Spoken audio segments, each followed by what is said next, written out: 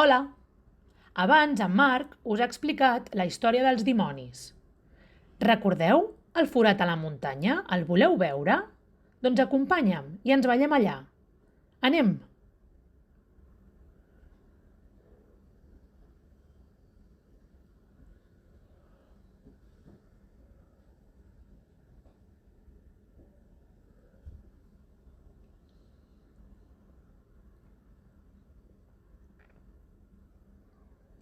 Estem als jardins del Teatre Grec, a l'aire lliure, a la muntanya de Montjuïc. El forat dels dimonis que us hem explicat abans, ara està canviat una mica diferent i porta per nom el conegut Teatre Grec. Mireu, veniu!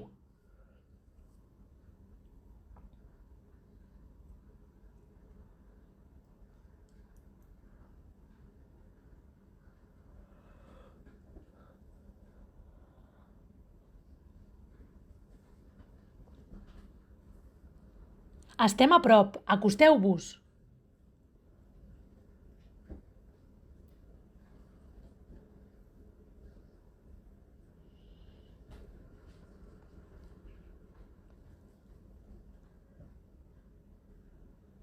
El Teatre Grec es troba al carrer Santa Madrona, número 36. Va ser construït per dos arquitectes, Raventós i Rubió.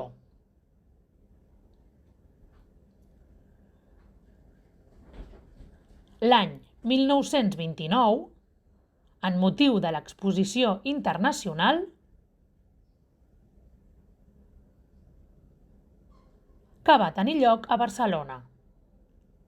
Com a curiositat, us diré que ambdós arquitectes són els mateixos que van construir les torres venecianes, que es troben a la plaça Espanya.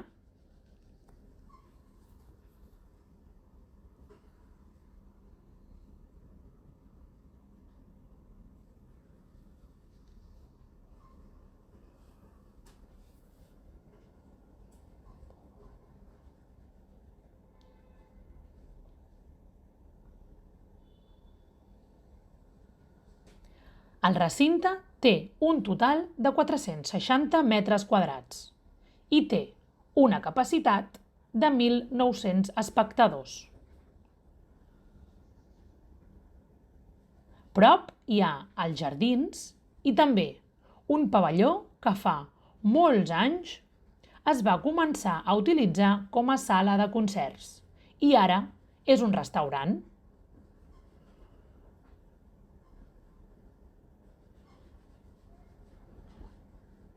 Sabeu què?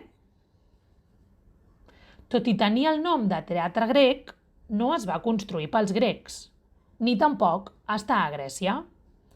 Està ubicat a una antiga muntanya de Barcelona.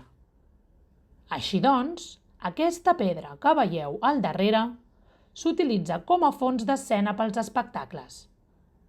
Recordeu quan va acabar la Guerra Civil? Efectivament, l'any 1939. I fins 20 anys més tard, el teatre va acabar abandonat.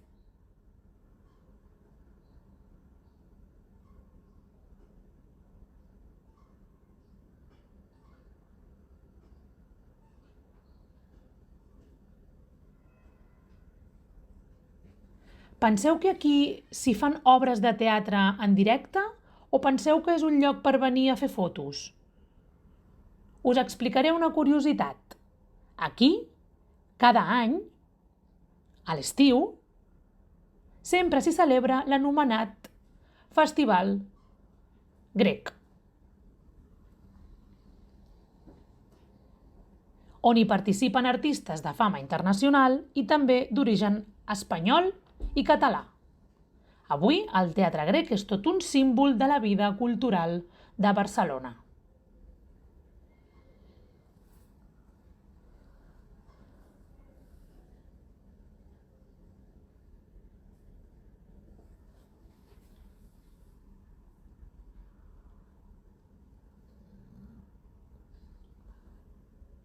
Pensàveu que el teatre grec era molt més antic?